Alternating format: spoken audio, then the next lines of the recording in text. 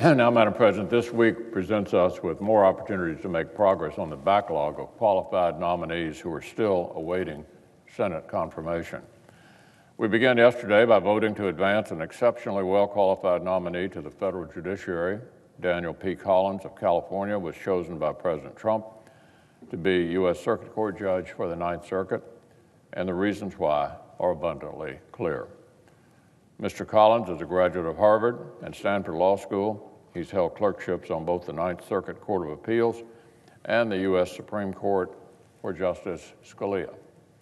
He's served at the Department of Justice as Associate Deputy Attorney General and as Attorney Advisor in the Office of Legal Counsel, and he spent 4 years as an Assistant U.S. Attorney. And he's complemented that experience with more than 20 years of well-regarded work in private practice. Mr. Collins has developed a reputation for legal excellence.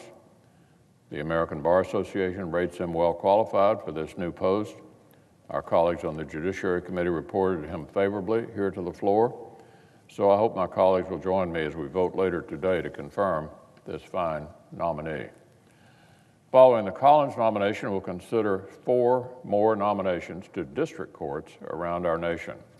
Howard Nielsen of Utah, Stephen Clark of Missouri, Carl Nichols of the District of Columbia, and Kenneth Bell of North Carolina. Each has been tapped by the President to fill important vacancies. Collectively, they represent decades of experience in private practice and decades more in public service. And they come before us with the high esteem of their legal peers. Take the case of Mr. Nielsen, whose nomination we'll consider first. According to former Circuit Judge Mike Ludig, for whom he served as law clerk, this is what Judge Ludig had to say. Howard Nielsen may be the single most qualified person to serve on the federal bench that I've ever had the privilege to know. It'd be hard to come up with a more unequivocal endorsement. So I hope each of my colleagues will join me in voting to support Mr. Nielsen, along with each of the nominees who will follow him this week. Now, Madam President, I've noticed that a few of my colleagues across the aisle have expressed some displeasure that the Senate has recently been spending some time on nominations. Well, I'd remind our friends on the other side that not so long ago, thoroughly qualified district judge nominees were the kind of nominations that would sail through the Senate floor by voice vote and in big groups. Since this particular president was inaugurated in 2017, this Democratic minority has largely taken a different view. They've chosen to deploy an unprecedented level of systematic across-the-board delaying tactics.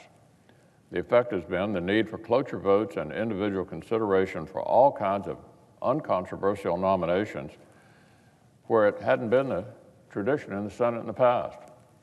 So, Madam President, more than 2 years into this administration, we're left with too many vacancies still unfulfilled and a backlog of qualified nominees that need considering. And confirming unobjectionable individuals continues to take more of the Senate's time than it should. But this obstruction is not going to deter us. We'll be here as long as it takes. We will keep confirming highly qualified nominees to the federal bench.